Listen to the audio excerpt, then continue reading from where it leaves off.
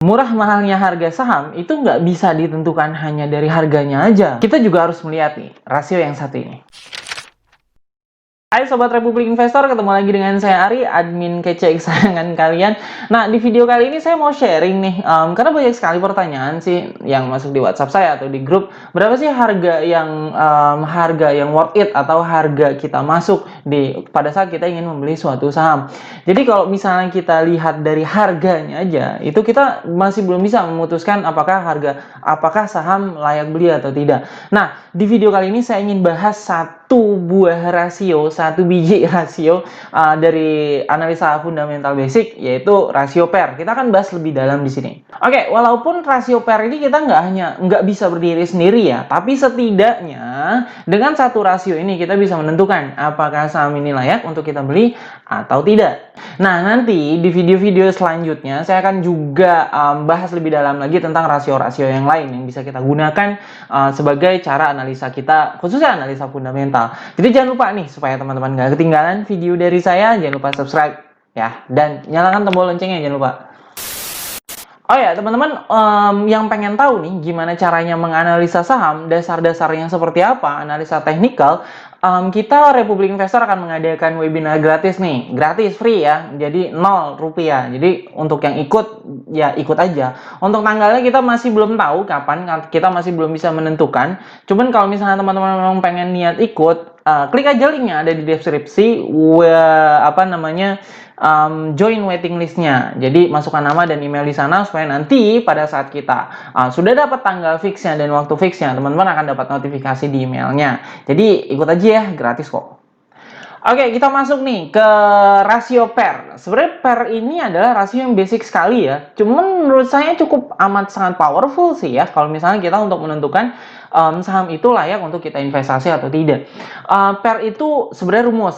PER sama dengan price per earning per share, dimana ya earning per share itu adalah EPS ya.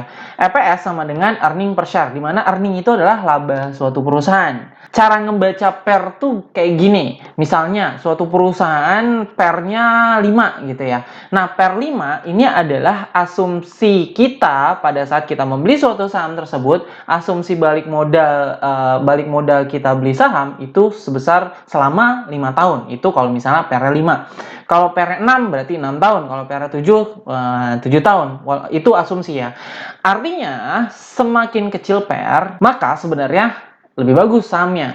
Tapi berapa sebenarnya angka ideal PER? Nah, ini yang menjadi permasalahan. Gimana dengan saham Unilever yang saat ini PER udah sampai 40 ya kalau nggak salah. Artinya kalau misalnya kita beli saham Unilever, asumsi kita untuk balik modal adalah 40 tahun ke depan. Kan itu lama banget ya. Tapi toh sampai saat ini Unilever masih menjadi saham favorit juga kalau misalnya kita memang pengen ingin berinvestasi.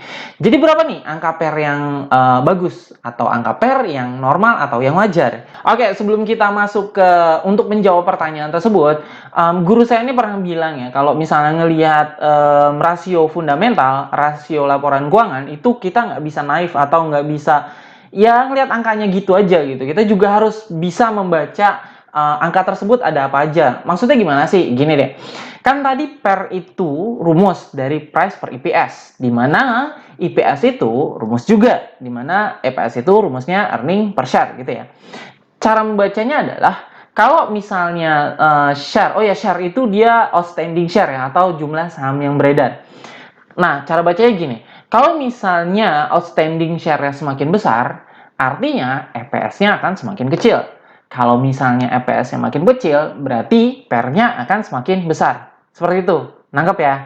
Sebaliknya nih, kalau misalnya earning atau laba perusahaan itu semakin meningkat atau semakin besar, maka EPS-nya akan makin besar. Kalau misalnya EPS-nya makin besar, artinya PER-nya akan makin turun. Seperti itu. Sampai sini dulu. Harus dipahami, harus dicerna dulu ya teman-teman ya. Kalau misalnya kita sudah bisa mencerna dan sudah memahami hal tersebut, nanti ini teman-teman juga nggak akan bingung nih. Misal kalau misalnya baca berita suatu perusahaan mentargetkan suatu laba perusahaannya dalam 1 tahun bertumbuh sekian kayak gitu. Nah, teman-teman bisa hitung-hitung tuh dari labanya pertumbuhannya sekian, artinya MPS-nya sekian, berarti pertumbuhan PR-nya sekian. Berarti harga wajarnya nanti kita akan bisa menentukan asumsi target harganya 1 tahun ke depan itu akan nyentuh di harga berapa. Kayak gitu sih kurang lebih ya. Dan seperti biasa, karena ini adalah rasio fundamental, artinya kita berinvestasi bukan trading. Jadi kalau misalnya trading hanya mengandalkan PER, iya nggak bisa, kita harus pakai indikator-indikator analisa teknikal ya kalau misalnya kita trading. Oke, kembali lagi ke pertanyaan awal tadi, gimana di angka berapa PER itu wajar untuk suatu saham? Nah, untuk melakukan pendekatan ini sebenarnya ada 2 metode ya, atau ada 2 cara. Yang pertama itu kita melihat historical, kemudian yang kedua kita melihat perbandingan dengan dengan perusahaan yang satu sektor, dan kita bandingkan dengan per rata-rata di industrinya berapa. Bingung? Nggak usah bingung ya, kita lihat aja ke sini ya. Saya akan contohkan nih 2 cara tersebut. Oke, di sini saya akan mencontohkan dengan tools kesayangan atau tools favorit saya, yaitu stockbit.com. Dan saham yang akan saya contohkan adalah EKAD atau Eka Dharma Internasional. Nah, kalau misalnya kita lihat EKAD harganya sekarang 1.220 ya. Kalau misalnya kita lihat EKAD, oh ya, untuk PER sendiri, nanti teman-teman mungkin pakai tools yang lain, lihat PER itu di income statement ya. Di sini kan ada income statement, ada balance sheet, ada cash flow juga. Nah, nanti saya akan mungkin di video-video selanjutnya saya akan jelaskan ya, apa itu income statement, balance sheet, dan cash flow, dan kita akan bahas gimana cara bacanya. Kemudian di sini kita taruh yang annual ya, atau kalau misalnya yang quarterly, kita pakai yang TTM atau yang disetahunkan. Oke, kita lihat PER-nya dari EKAD nih berapa. Di sini ada PE rasio. Nah, ini rasionya, ini adalah PER-nya.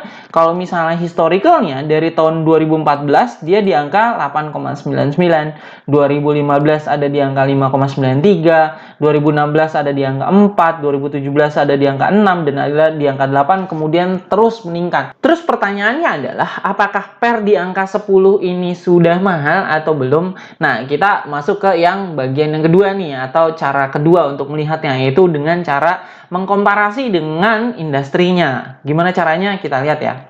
Kalau di stockbit.com sendiri kita bisa komparasi atau kita bisa bandingkan nih. Kalau misalnya teman-teman mau pakai tools yang gratisan, bisa juga gunakan Yahoo Finance atau RTI ya. Cuman saya nggak tahu tuh tools 2 itu bisa mengkomparasi dengan perusahaan satu industri atau enggak. Nah, ini kita lihat. Di EKAD, satu industri ada SRSN, MOLI, sama ETWA. Nah, kalau misalnya kita lihat secara sektor, dia secara rata-rata untuk PER-nya, current PE rasionya, itu ada di angka 14,48 ya. Sementara EKAD ini, oh ya, ini TTM ya. TTM itu dia quarterly yang disetahunkan. Jadi kalau misalnya kita lihat yang di annualize sektornya, dia ada 27,78. Sementara kalau EKAD-nya sendiri ada di 7,18, atau kalau misalnya kita pakai yang laporan keuangan quarterly atau kuartalan, PE rasionya dia secara sektor ada di 14,48, sementara EKAD ada di 11,37. Berarti masih ada spare nih, masih ada spare kenaikan harga sampai dengan dia menyamai dari sektornya. Sementara kalau misalnya kita compare dari SRSN ada di 8,23, sementara MOLI ada di 44,97, dan ETO ada di minus 0,67. Memang ini diversifikasinya, atau bukan diversifikasi, persebaran dari angka-angka EKAD, angka-angka PER dari perusahaan-perusahaan yang satu sektor dengan EKAD ini dia cukup lebar sekali ya. Maksudnya lebar adalah tidak merata. Cuman poinnya adalah kita di sini akan melihat dari sisi sektornya, dia ada di 14,48 dan EKAD ada 11,37. Nah, balik lagi nih pertanyaan ke yang awal nih, masih belum terjawab. Sebenarnya PER di 11,37 untuk EKAD ini dia sudah mahal atau masih murah, atau kita masih bisa berinvestasi. Kalau misalnya dari berbagai buku nih, berbagai teori yang saya baca, sebenarnya per presentasi kenaikan harganya itu minimal, kalau misalnya kita pakai fundamental seperti itu, minimal adalah 50% potensi kenaikan. Maksudnya gimana? Jadi kalau misalnya EKAD nih, PER-nya di 11,37 dikali dengan 50%, artinya kan ada kisaran angka 5,5-an ya. 5,5. Kalau misalnya 11,37 ditambah 5,5 itu artinya 16,5 14,8-an. Sementara sektornya ada di 14,48. Apakah layak untuk kita beli? Sebenarnya tidak. Secara teori ya, secara teori tidak. Walaupun nanti kita harus bahas juga rasio-rasio yang lain kayak gitu. Secara teori dari sisi PER sih ya sudah nggak layak. Atau kalau misalnya istilah kerennya sudah price in lah ya. Ya, tapi sekali lagi ini hanya salah satu variabel ya. Kalau di dalam menganalisa saham itu kan variabelnya banyak sekali. Oke, gitu aja sebenarnya teman-teman, gampang kan ya kita kalau misalnya mau menganalisa fundamental. Ini sekali lagi hanya kulitnya aja gimana cara menentukan apakah saham ini layak beli atau tidak. Terus gimana dong untuk Unilever yang pernya udah sampai 40-an? Emangnya masih layak kita beli gitu kan? Kalau misalnya hanya melihat per, tapi yang tidak dimiliki oleh perusahaan lain dan dimiliki oleh Unilever itu adalah brand dan memang bisnisnya sudah sangat menjamur. Itu pun kita harus lihat juga. Makanya tadi di awal saya disclaimer ya, untuk per hanya bisa menentukan di awal aja potensi kenaikan atau layak atau tidaknya perusahaan untuk kita beli atau tidak. Andai pun teman-teman sudah bisa menganalisa saham dari per, ini sebenarnya sudah bisa menentukan atau sudah bisa istilahnya membuat suatu stock list investasi teman-teman. Ini perusahaan atau saham layak kita beli atau tidak. Jadi, lain kali kalau misalnya teman-teman mau berinvestasi saham, lihat dulu ya angka pernya ya.